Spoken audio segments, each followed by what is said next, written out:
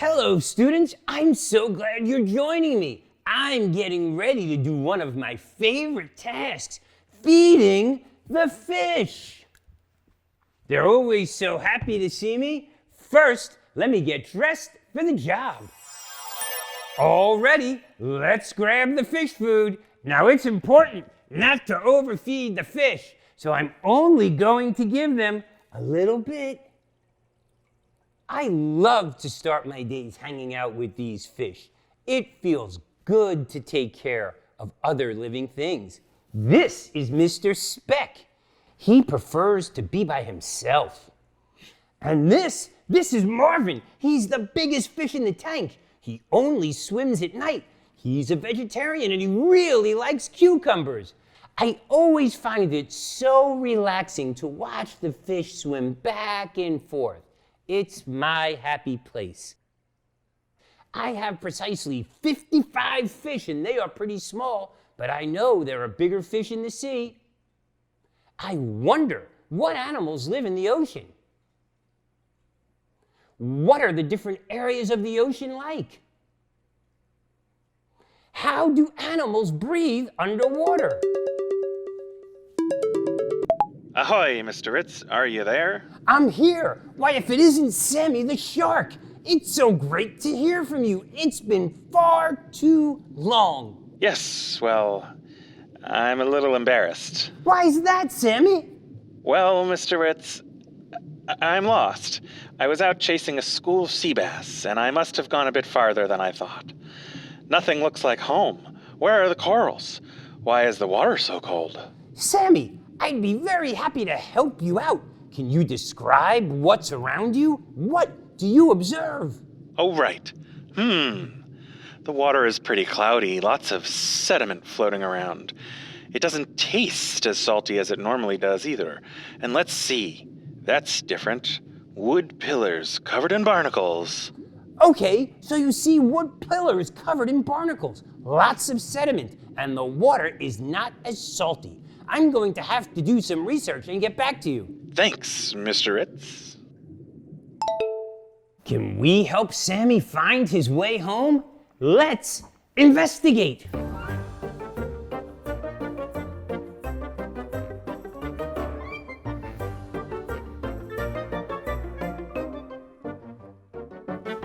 Wait a minute, my cousin, Dr. Ritz, the marine biologist, works at the American Museum of Natural History. Let's go pay him a visit. I'll grab my other hat. Let's go! Wow, we made it. Dr. Ritz told me to meet him in the Milstein Family Hall of Ocean Life. Do you think he'll recognize me? Maybe this way.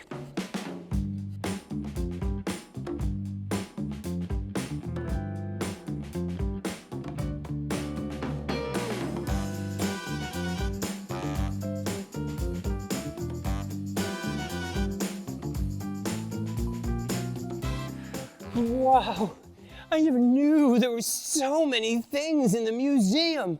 I wonder, how are we going to find the Hall of Ocean Life? What about a map? This museum is so big that the museum provides a map to every visitor to find what they came to see. Let's take a look. This is a map of the first floor. Do you see ocean life on the map? This hall over here, planet Earth? No. North American forests? No. Oh, do you see the big whale? Yes, there it is, the Hall of Ocean Life. Let's go meet my cousin, Dr. Ritz, the marine biologist. We're on the second floor. Let's find our way downstairs. This way, please. Dr. Ritz, are you in here? Wow! Remember that big whale from the map? Now that is a big, big, big blue whale! Hey, Mr. Ritz, I'm down here. Dr. Ritz! Dr. Ritz! I found you! This is my favorite place to meet people at the museum, right here, under the big blue whale. I'm a marine biologist, and that means I study life in the ocean. Are you a teacher shark? Just trying to blend in. I didn't know there are animals this big in the ocean. Oh, yeah. There are thousands of blue whales like this living in our oceans. They live in the open ocean, a featureless expanse of water far from shore. How long is this blue whale? Blue whales typically grow 70 to 100 feet. Oh, okay. The last time I visited the museum, I saw a titanosaur that was 122 feet long. So I guess the blue whale is not as big. Well, it's not as long, but a titanosaur had a long, thin tail and a long, thin neck. My friend Big Blue here is much more massive and is way heavier than a titanosaur would have ever been. So we could say it's the biggest. Blue whales are the biggest animals to have ever lived on Earth, and they are swimming in our oceans right now. That's amazing. I'd say Big Blue is the length of 1, 2, 3 whole school buses or 1 whole basketball court. I wonder, how do they get so big? By eating the teeniest, tiniest things. Blue whales eat krill, tiny shrimp-like creatures, up to 6 tons of krill a day. That weighs as much as 3 cars. Even though you might be impressed by Big Blue's size, never forget how important the littlest creatures are. That's right. Even though you too might be small, you too are important. What's next, Dr. Ritz? Look at all these creatures that live in the ocean. They're not all fish. That's right. None of these organisms are fish. There are lobsters and octopus and jellyfish. Oh my, I can see that now. So many different sea creatures, so many shapes and colors. And even though they might be different colors, shapes, and sizes, they're all part of the ocean environment. Actually, there are many different environments under the ocean, and even greater variety than on land. Would you like to see a few? We can see different ocean environments right here at the museum. Of course! Part of New York City has this type of underwater environment. It's an estuary, where a river meets the sea. Do you know which river flows past New York City? Yes, the Hudson River. It flows right past New York City where it meets the Atlantic Ocean. This is what the Hudson River looks like under the water? That's right. The fresh water from the river mixes with the salt water of the ocean. The saltiness of the water can change with the tides and seasons. The animals that live in this water are able to tolerate these changes, and that makes them special.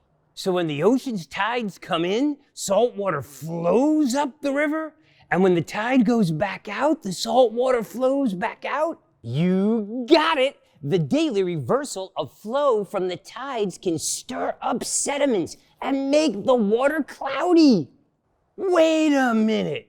Our friend Sammy the shark is lost, and he said he saw wood pillars covered in barnacles. The water is cloudy with sediment, and the water is not as salty. Do you know where Sammy is? That's right. Sammy is in an estuary. I can't wait to tell him. These fish are much bigger than the ones in my fish tank. My fish come from a tropical region. Can we see an environment with tropical fish? Of course, follow me. Wow, look at all these colors. These sea creatures are just so colorful, just like my fish. This is the coral reef. Coral reefs are like cities in the sea. They are built by millions of tiny animals and support a vast abundance of underwater organisms. It looks like there are nooks and crannies for little creatures to hide. Coral reefs provide food as well as habitat. It's a densely packed community where many animals live on or even inside other animals. That's one way to play hide and seek. I know you like to grow plants in your classroom, Mr. Ritz. Did you know that some fish are farmers too? Really?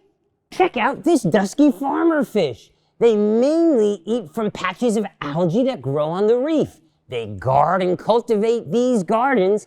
That's how they got their farmer nickname. I had no idea you could farm in the ocean or that fish could be farmers. Amazing! Farmer fish are very protective of their gardens. This school of powder blue surgeonfish have to swoop down in overwhelming numbers and gobble up what they can before they are chased away by the farmer. The school of fish? The fish go to school too? A group of fish that swim together are called a school. Did you know that fish swimming together in a group are called a school of fish? Some fish school together to stay safe because they look bigger as a group, and that makes them stronger. Dr. Ritz, how do the fish know to stay together? Do they talk to each other? Fish can communicate with each other. Come, I'd like to show you one more underwater environment. Marine biologists have discovered that fish communicate with each other using color, smell, movement, body language, and bioluminescence. Big word alert! Bioluminescence! Can you count the syllables? Bi-o-lu-in-e-sense. 6. Even in the deepest parts of the ocean, many marine animals aren't in the dark because they make their own light. They use bioluminescence. Chemicals in their bodies mix together to produce cold light, which doesn't give off any heat. Some of the bioluminescent animals, like the anglerfish, get their glow from tiny microbes that live inside special light organs inside their bodies. That is so cool! I wish I had lights on me to communicate. That's not all, Mr. Ritz. Some fish can even make sounds. Fish communicate with each other, especially in the morning and the evening, with a special collection of sounds that scientists call vocalizing. Different fish have different ways of making sounds, like grunts, chirps, and pops. Can you make a grunt sound? How about a chirp sound? Chirp. And what about a pop?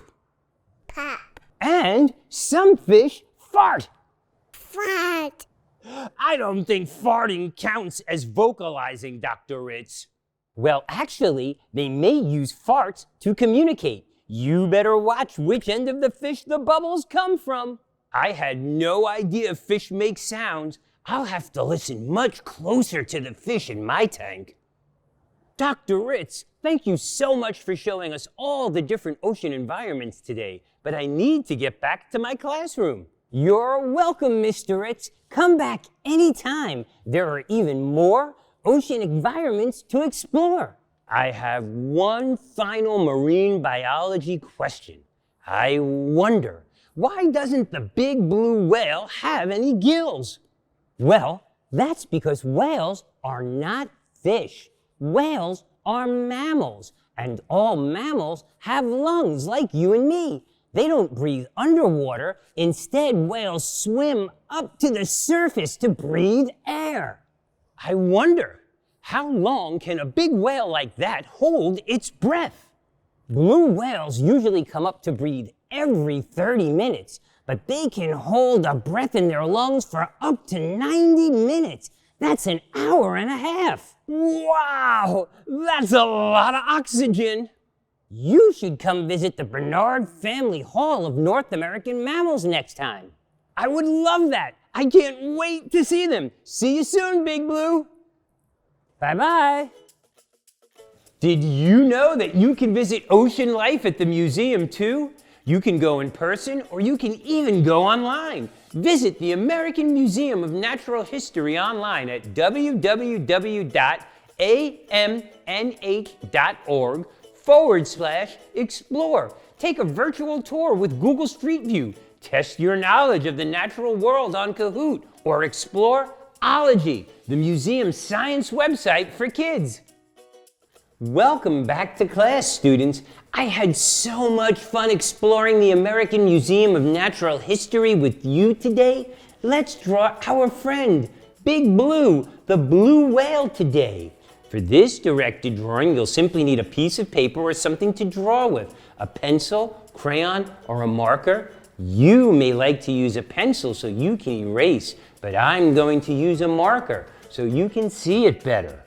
Now remember, Big Blue is gonna swim right across the page. So we'll want to put his head here and his tail right there. So I will start by making his head. I'm going to start with a simple sideways V. The next thing I'll do is add in an eye. And then I'll add in his mouth. Now remember, Big Blue had a blowhole on his head, so we'll make a little hole so he can breathe. And then across the bottom, we're gonna go right to the back. Wow, look at that. And we'll do the same thing across the top. We'll add a fin in here, and across the back, we're gonna make two little leaves, one like this, and then one like this, and one like that, and that makes his tail. We're almost done. We'll add in some lines here, and then some lines for his underbelly, and wow, Big Blue, he's a happy guy. The next thing we'll do is we'll color him in. He's a combination of blue and gray. So we'll add some blue down here, around the bottom. Oh, look at that. And then we're gonna add it in around his tail. Oh my, Big Blue really is looking pretty happy.